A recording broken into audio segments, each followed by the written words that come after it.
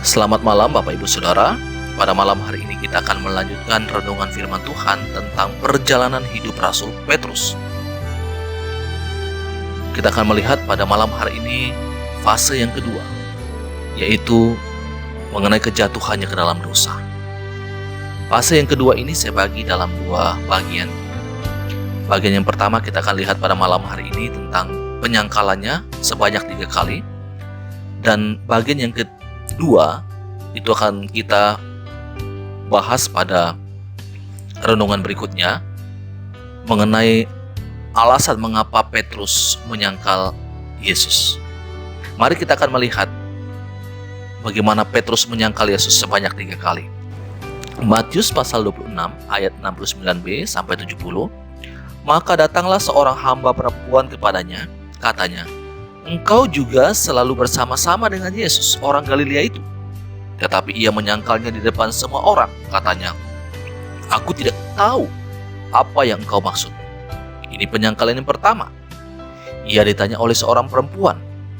Hanya seorang perempuan saja, tapi ternyata ia tidak berani untuk mengakui bahwa ia adalah salah satu dari pengikut Kristus. Penyangkalan yang kedua, Matius pasal 26 ayat yang ke-71 sampai 72.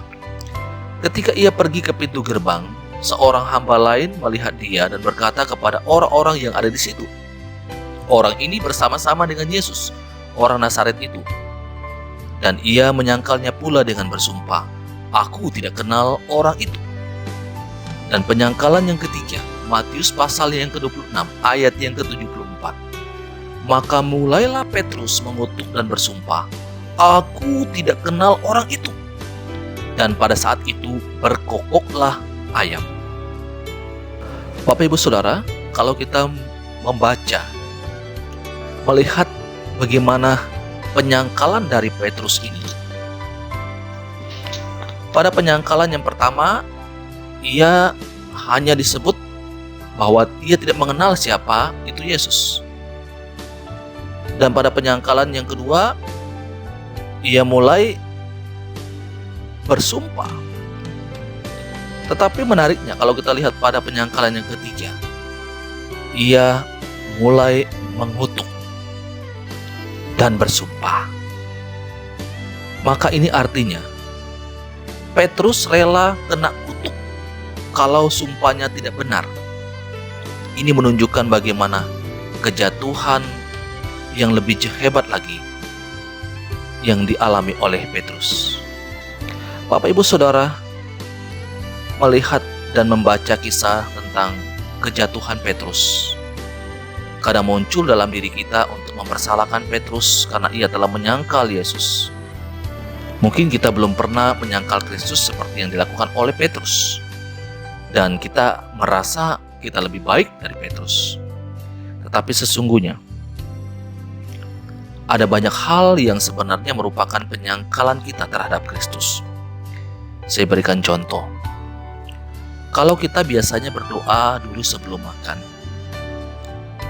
tetapi ketika makan bersama-sama dengan saudara-saudara kita yang bukan Kristen, kemudian kita tidak berdoa, maka ini bentuk penyangkalan kita kepada Yesus.